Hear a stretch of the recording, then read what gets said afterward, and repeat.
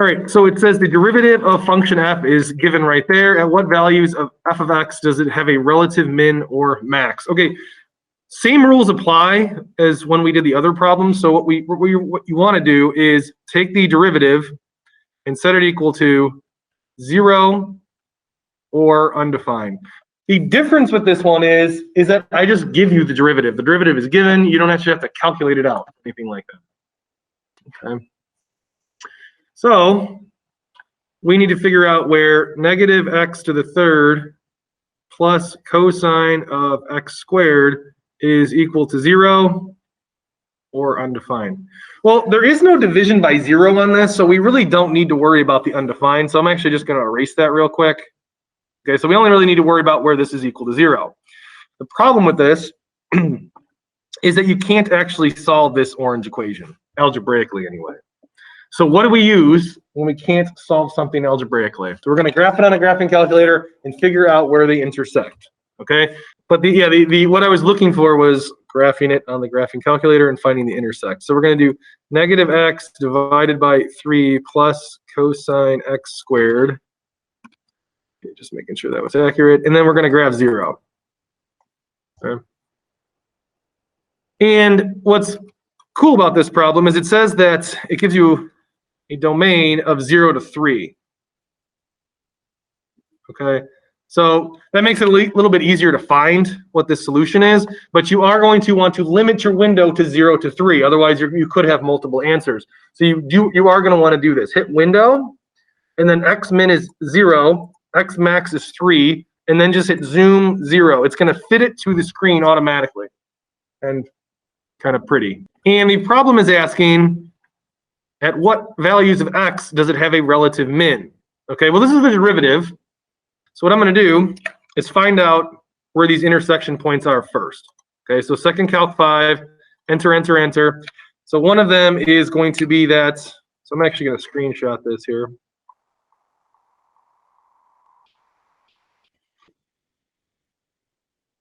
Okay, paste that in here, blow it up. Okay, and then I'm going to find that other intersection as well. This is more for effect. So if you're like, why is he doing all these steps? It's just so I can kind of show you what's going on here. So enter, enter, enter. Okay, and then I'm going to screenshot this as well. All right, one thing I do want you to notice too is this y. If you notice, it's really, really close to 0, but it's not actually equal to 0, where the other one, it was equal to 0. Just know that the calculator is not really doing the calculus. It's just counting little bits super fast, and sometimes there's a little bit of an error with the adding. So that is basically supposed to be 0 there.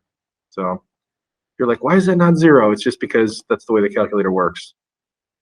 All right, second calc 5. Enter, enter, enter. All right, so we have that intersection. So we have all 3 intersections that are on that domain from 0 to 3.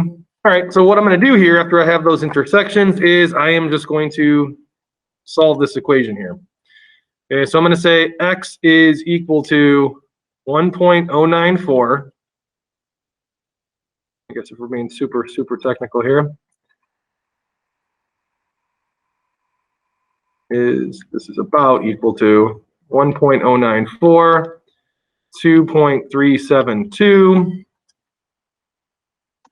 and 2.608. Okay. Which is interesting because they all show up in the multiple choice over here.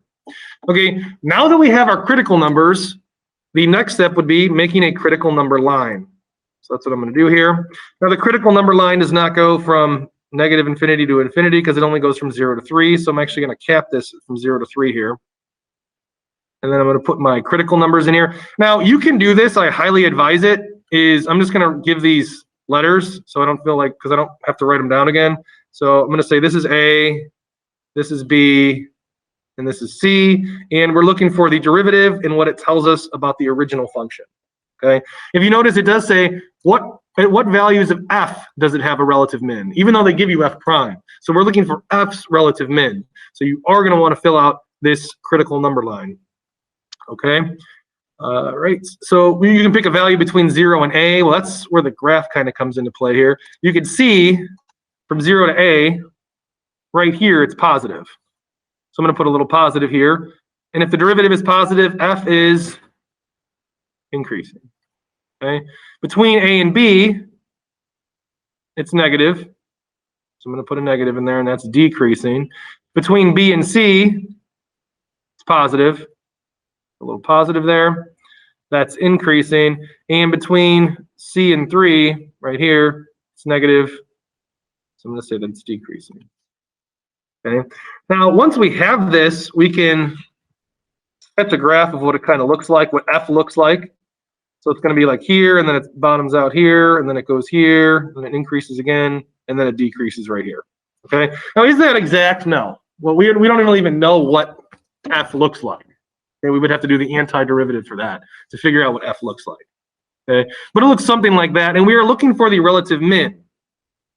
Okay. Well, the relative min would be right here. Okay. This is a relative max. This is a relative max, but this right here is the relative min at b. But what's b? Oh, it's right here. So that's your answer is C. Okay, some errors that some people do is they find the relative min of f prime. So they might have found this spot right here. And nope, that's the relative min. That's not the relative min of f. That's the relative min of f prime. So do not find that value. It's meaningless for what we're doing right here anyway. Okay, you might be thinking, why did you show so much work? That's a little overkill. It is. What most people do, eventually when you get really good at these, all you're going to have to do is look at the derivative. So you're just going to look at the graph and go, oh, I want a relative min. That's where it goes from negative to positive. Where does it go from negative to positive? Right here. That's my answer. You didn't even have to make a critical number line if you didn't want to. Okay. Now you might be thinking, but I didn't show work then. If I just looked at the calculator, you would say in your calculator at that value, 2.372 or whatever it was, that is when the derivative changes from negative to positive. And that's your answer. That's you showing work. That's explaining your answer, justifying your answer. You don't have to do all this. But doing all this definitely helps with the explanation for it, so that's why I did it. It helps with the teaching part of it. But eventually you can just look at the graph and go, oh, negative to positive, that's decreasing and increasing. If something is decreasing and then increasing, it's got to be a relative min. You can just picture it in your head. If it's going down and then up, it's going to be a relative min.